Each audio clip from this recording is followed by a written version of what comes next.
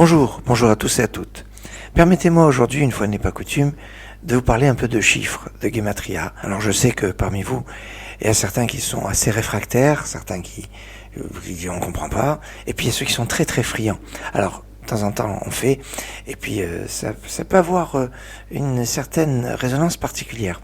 Remarquez par exemple que le nom de Jacob en hébreu, s'écrit Yud, Ayin, Kuf, Bet, c'est la valeur numérique de 182.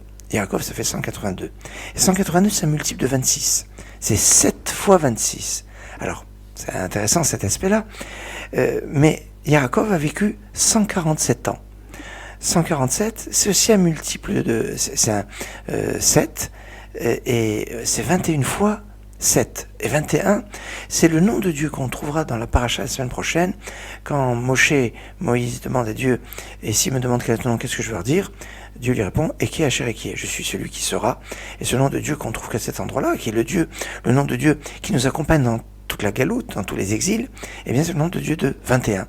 7 fois 21, 147, l'âge à la disparition de Yaakov. 182, valeur numérique du nœud de Yaakov, 7 fois 26. Mais là où ça va avoir un aspect assez encore plus remarquable, c'est que quand Yaakov a son fils Yosef, il a 91 ans. Eh oui, il a 91 ans à la naissance de Yosef. Il va vivre auprès de lui pendant 108 ans. Jusqu'à l'âge de 108 ans, pendant 17 ans, de 91 ans jusqu'à 108 ans. Il va disparaître après pendant 22 ans, puisqu'il va être vendu en Égypte, et il va le retrouver 22 ans plus tard, 22 ans après 108, ça fait 130 ans. Donc de 130 ans jusqu'à 147 ans, période où il est en Égypte. Alors, si on prend les âges de la naissance, quand Yaakov a la naissance de Yosef, et l'âge de Yaakov quand il retrouve Yosef, quand il est vice-roi d'Égypte.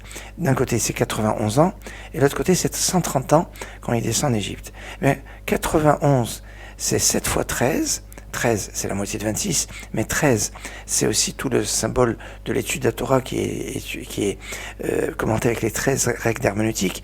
13, c'est les 13 articles de foi de Maïmonide. 13, c'est la numérique du mot Echad. Alors c'est tout un symbole. Mais 91 ans, c'est aussi l'addition de 26 plus 65.